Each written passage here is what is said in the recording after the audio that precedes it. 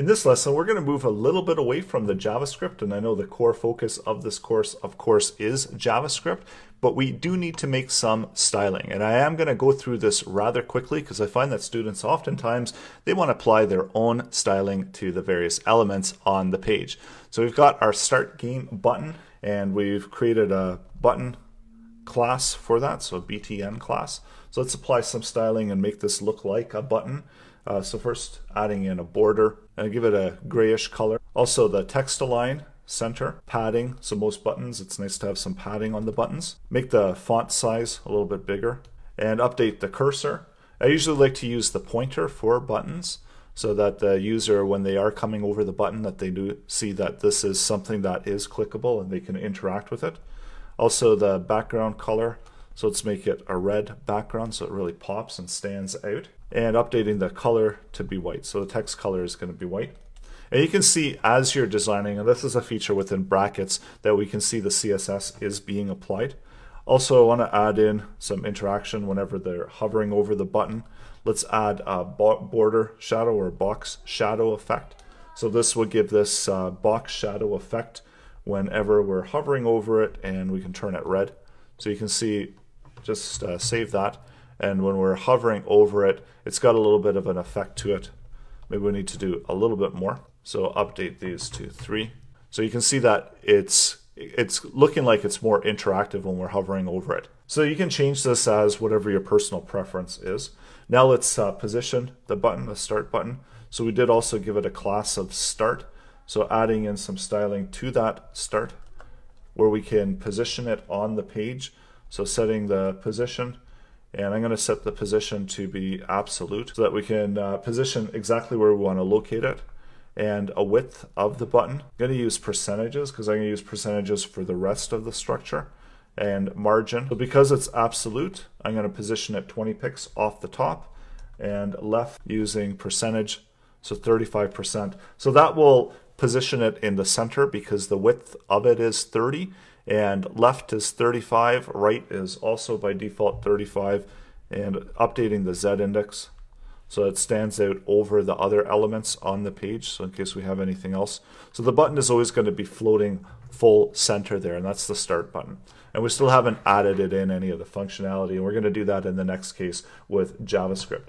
So there's a few other elements that we created, and we need to add some styling to it. So next one is the main game area. So I believe we called that game area, and we can set this to a width of 60% and margin. I'm going to set the margin to auto so it would center it, but we are going to be floating them to the left anyway.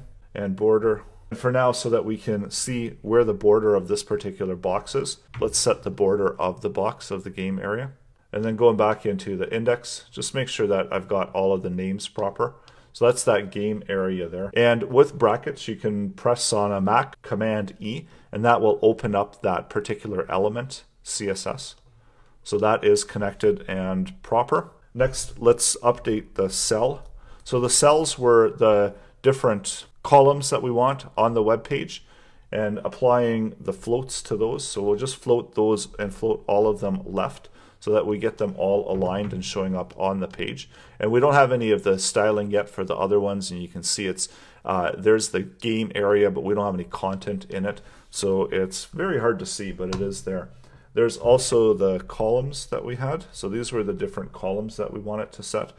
So setting them with a min width, and the min width on the column should be 100 pixels. So even though we're using percentages, we want to set a minimum width because, for instance, we don't want to go less than a certain pixel width, as that will ruin the look and the feel of the game. Next, setting up the border, solid, and let's set a really light border for this one.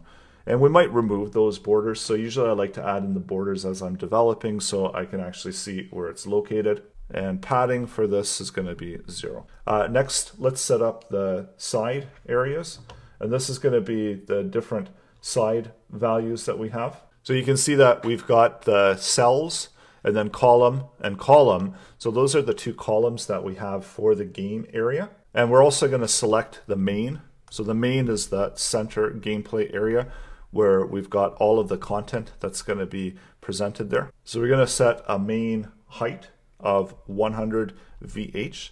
So that's the vertical height. So that's going to provide full vertical height of that game area, and make it a bit bigger so you can see where it's being contained. So nothing yet is contained within those cells, and setting a minimum width of 800 pixels and save. So now we've got all of our game areas are set up, and you can also add background colors if you want as well. Next thing that I want to do is set up these modals. So we've got these modals, and these are the ways that we're planning to communicate with the users. So the first modal is modal 1, and we're going to have two modals, so do modal 2. So both of them via their class, selecting those elements. And initially we're going to do a display none, but for now we'll do a position fixed so that we can position them on the page itself. I'll move the screen up slightly so that we can see them as we're developing them. And the background color using RGB. So there's a default RGB. So if it's not one of the more modern browsers that takes the alpha value within RGB, then we're going to just set that to just black.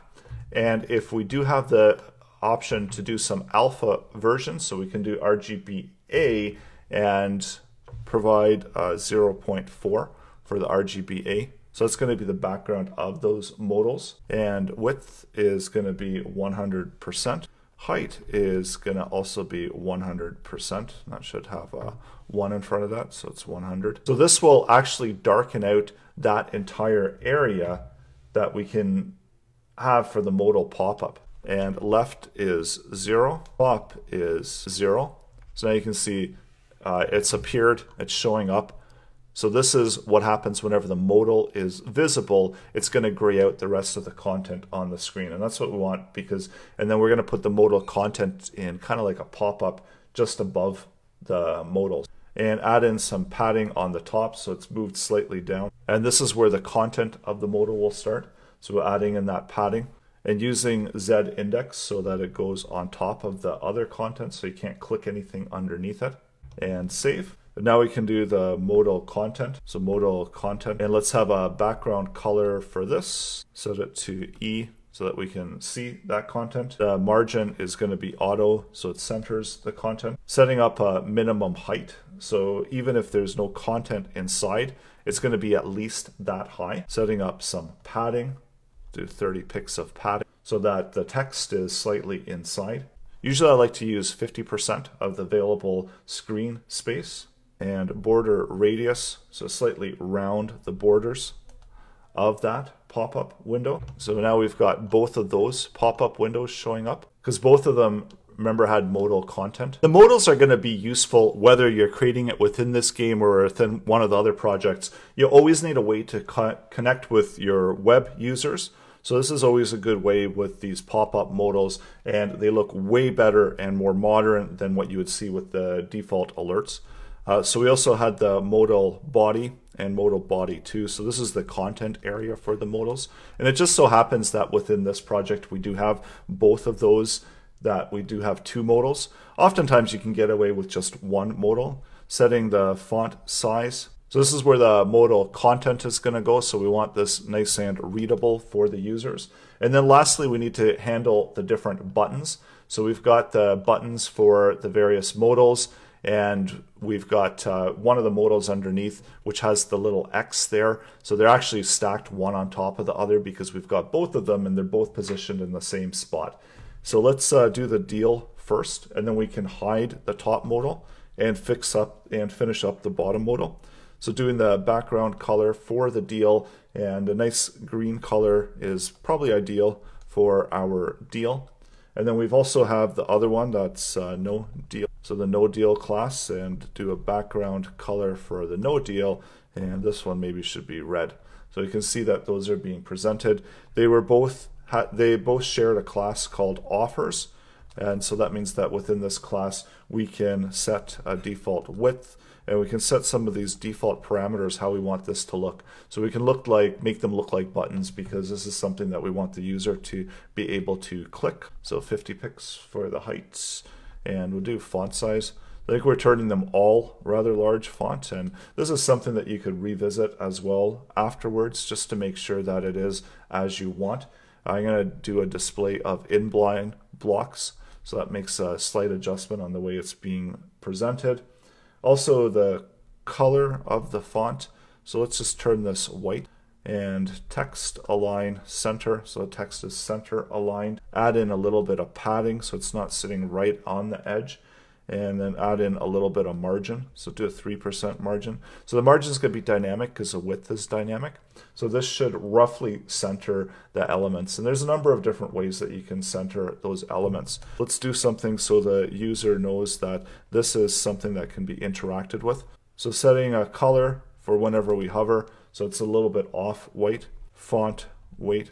And you could really spend quite a bit of time on styling, of course, and I'm sure you probably have better ways to customize it and make it look better than what I'm doing. But again, this is just something that I wanted to set up rather quickly. There we go. So we've got all of that taken care of, and let's hide the modal 1. So take modal 1 and apply display none. So that should hide, or actually it should be modal 2 that we're hiding because we want to see modal 1. So there we've got the close button.